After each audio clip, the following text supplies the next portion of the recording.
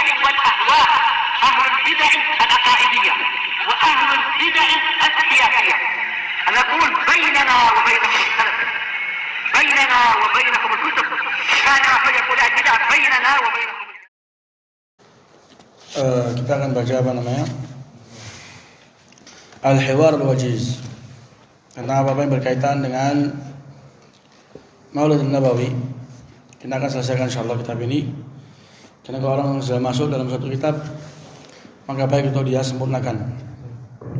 Tapi di antara faedah yang pernah kita bahas itu adalah sekedar niat yang baik itu tidak cukup dalam membangun suatu ibadah. Ini kaidah yang sangat baik. Kaidah ini sangatlah baik. Kaidah ini sangatlah agung yang dibangun di atas dalil yang sangat banyak. Di antaranya seseorang yang memuji Rasulullah, Masya Allah wasyita, dia memuji Rasulullah sekarang ini. Tapi kehendakmu dan kehendak Allah dan kehendakmu. Sekarang ini ingin memuji Rasulullah, tapi salah caranya. Dengan menyamaratakan antara Allah dengan Rasul, memakai lafaz wow. Yang dibolehkan itu pakai thumma. Masya Allah, thumma syitta. Tapi enggak, dia ingin memuji Rasulullah maka dia memakai wow. Dan ini salah.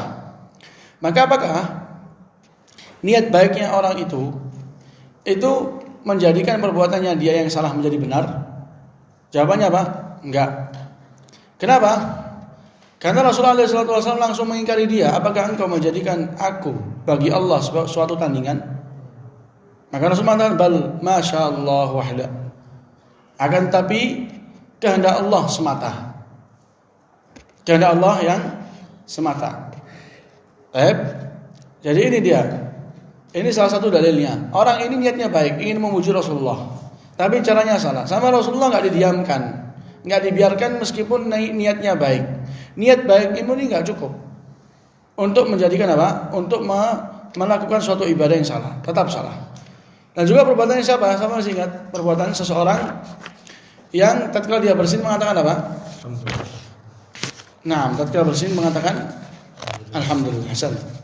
Cuma pertanyaannya, seseorang di samping Abdullah bin Umar bersin. Kemudian dia mengatakan apa? Alhamdulillah wassalamu ala Rasulillah. Dia mengucapkan alhamdulillah dan juga mengucapkan selamat kepada Rasulullah. Salam juga kepada Rasulullah. Lihat, dia tambahkan di samping dia membaca alhamdulillah, dia juga apa? yakni mengucapkan salam untuk Rasul alaihi salatu wassalam. Maka diingkari sama Abdullah bin Umar. Padahal perbuatan dia itu baik ataukah buruk? Mengucapkan salam untuk Rasulullah itu disyariatkan. Tentu niatnya baik.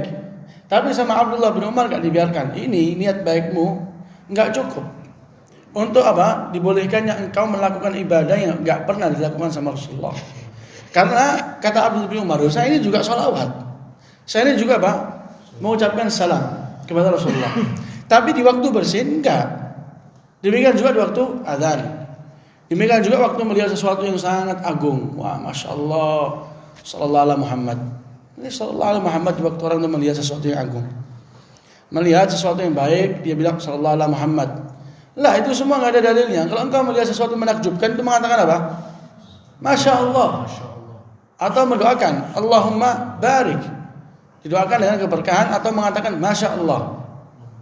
Hadza wa walau la id dakhalta jannataka qulta Masya Allah la quwwata illa billah. Seperti itu. Maka Abdullah bin Umar mengingkari, engkau ini jangan tambahi. Khalas, mengatakan alhamdulillah atau ditambahkan dengan sesuatu yang ada dalilnya. Alhamdulillah ala kulli hal. Tapi engkau tambahkan di samping alhamdulillah mengucapkan wassalam ala Rasulillah, ini termasuk hal yang batil. Ini yang pernah kita bahas di pertemuan yang terakhir. Ini salah satu kaidah yang baik. Ini salah satu kaidah yang baik. Karena kalau kita menunggu orang untuk kita salahkan karena niatnya jelek, maka pada hakikatnya orang yang berniat jelek itu apa? Sulit untuk didapatkan. Sulit untuk didapatkan. Fir'aun yang memang menjadi salah satu taghut yang paling bangkang kepada Allah, yang berani untuk mengatakan ana rabbukumul a'la, saya adalah Tuhanmu yang maha tinggi. Itu mengatakan kepada kaumnya ma urikum illa ma ara. wa ma ahdikum illa sabila rasyad. Saya tidaklah memperlihatkan kepada kalian kecuali apa yang memang saya pandang, dan saya tidak memberikan kalian atau menunjukkan kalian kecuali kepada jalan yang lurus. Fir'aun mengatakan kepada kaumnya, saya ini tidak menunjukkan kepada kalian kecuali kepada jalan yang lurus. Niat baik yang dimiliki oleh Fir'aun. Tapi itu semua enggak menjadikan Fir'aun suri tauladan bagi yang lainnya, enggak. Jadi memang untuk menunggu kita salahkan seseorang harus niatnya jelek, maka sulit. Tapi yang menjadi takaran ingkar, menegakkan ingkar mungkar, memperingatkan suatu kesalahan, itu takarannya adalah perbuatan itu salah atau benar. Kalau dia salah, maka wajib diingkari, niat baik atau niat jelek. Karena yang memuji Rasulullah niatnya baik atau jelek? Baik, diingkari sama Rasulullah. Orang yang selawat kepada Rasulullah, mengatakan alhamdulillah wassalam ala rasulillah, niatnya baik, diingkari sama Abdullah bin Umar. Dan juga orang-orang yang berkumpul di satu halaqah, kemudian dia kemudian berzikir bersama-sama, diingkari sama Abdullah bin Mas'ud. Tapi zikirnya mereka bersama-sama, niatnya baik atau enggak? Baik. Karena supaya menambah semangat, menambah khusyuk, menambah komitmen, menambah ila akhirih, tapi tetap diingkari. Ini dia. Qala hafizahullah taala, kita lanjut. Al-Mujiz, sekarang ini yang membolehkan Maulidun Nabawi, mengatakan idzan akhbirni madza tasna'un fi tsani 'ashar min Rabiul Awal min kulli 'am. Jadi dia ini sudah dibantah dari hujjah ke hujjah, dikalahkan dan ditumbangkan. Akhirnya orang ini yang membolehkan Maulidun Nabawi mengatakan dengan penuh keheranan, kalau datang 12 Rabiul Awal itu kalian ngapain? Kalau kalian ingkari dengan hujjah-hujjah yang sangat banyak ini, berarti waktu datang 12 Rabiul Awal, di mana itu kami yakini adalah hari dilahirkannya Nabi Muhammad, kalian tuh ngapain? Qala al-mani'u yanbaghi an ta'lam umuran. Kata yang melarang Maulidun Nabawi mengatakan engkau perlu mengetahui beberapa perkara. Qala wa hiya ikhtalafa al-mu'arrikhun wa ahlu as-siyar fi asy-syahr alladhi wulida fihi an-nabi sallallahu alaihi wa ala alihi wasallam. Pakar sejarah itu berselisih.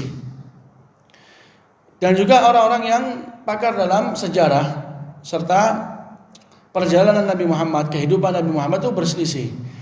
Di bulan apa Rasulullah itu dilahirkan? Ini pernah kita bahas. Kita memiliki dua kesepakatan. Siapa masih ingat?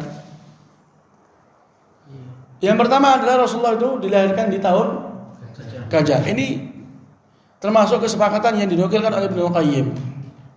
Dan juga kesepakatan yang lainnya, Rasulullah dilahirkan di hari Senin sesuai dengan nas hadis Abi Qatadah. Khilafnya di mana nanti? Di bulannya dan tanggal bulannya. Jadi ini dia. Bulannya itu apa sekarang?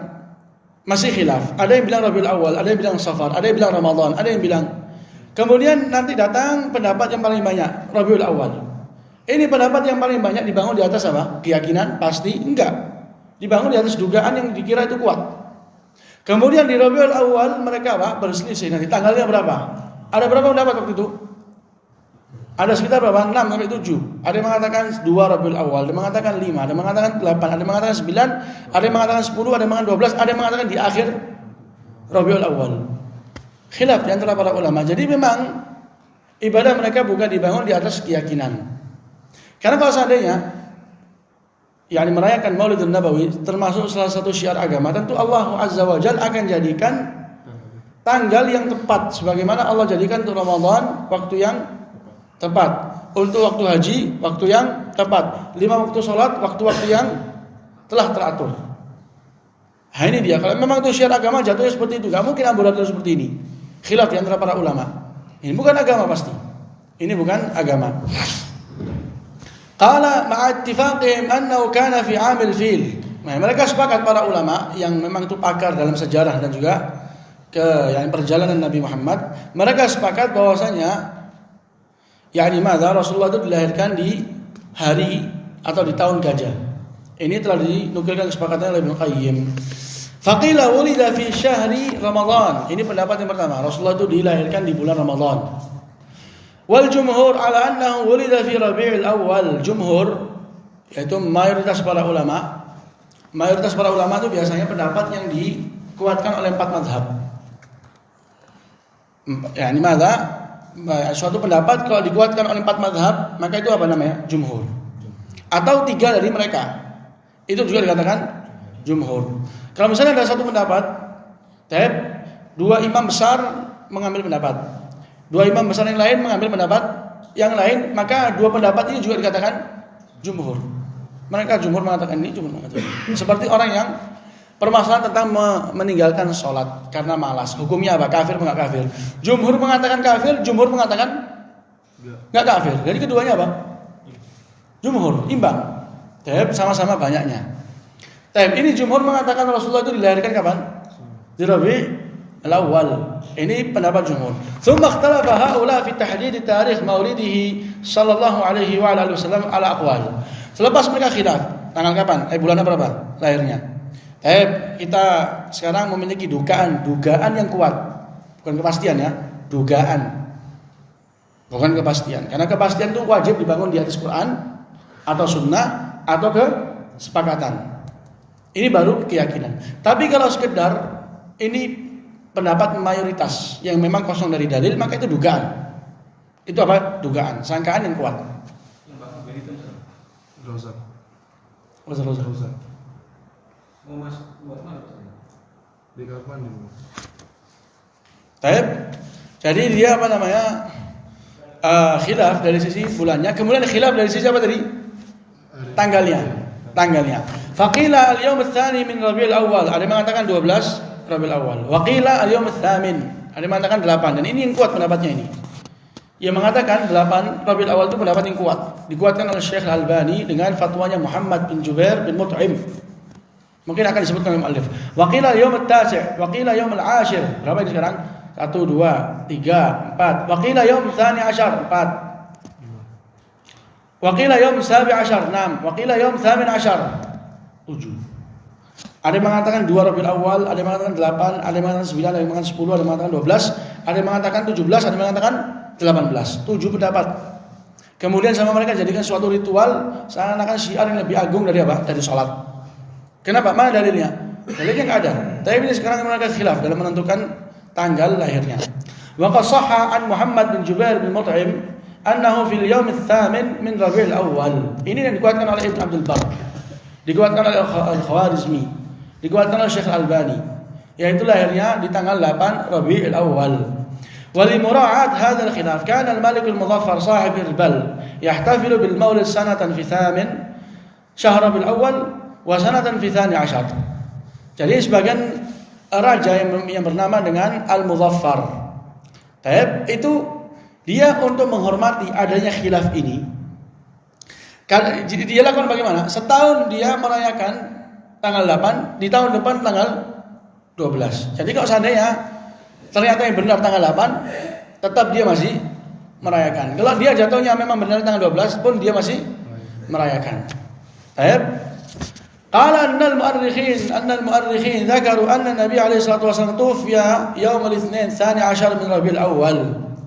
Ini lebih parah lagi. Kata pakar sejarah, Rasul alaihi salatu wasallam itu meninggal di hari Senin tanggal 12 Rabiul Awal. Maksudnya bagaimana ini? Maksudnya bagaimana? Rasulullah, kata para pakar sejarah, Rasulullah meninggal hari Senin tanggal 12 Rabiul Awal. Jadi kalau memang ini yang benar, maka pada hakikatnya mereka sedang merayakan pesta untuk kematian Nabi Muhammad. Padahal ulama sepakat, kematian Nabi Muhammad musibah paling besar untuk umat Muhammad. Gak ada musibah paling besar dari kematian Nabi Muhammad. Jatuhnya mereka bukan lagi merayakan hari lahirnya Nabi Muhammad, tapi hari wafatnya. Fa at-tarikh alladhi wulida fihi nabiyuna sallallahu alaihi wasallam huwa bi'ainihi at-tarikh alladhi tuwfiya fihi. Falaysa al-farahu fihi bi'awla min al-huzn fihi. Jadi hari di mana Rasulullah dilahirkan itu juga hari di mana Rasulullah meninggal. Maka bukanlah hari tersebut untuk orang berbahagia lebih utama dari dia bersedih. Maka bagaimana untuk mengedepankan rasa bahagia dari rasa sedih? Padahal itu juga hari Rasulullah meninggal.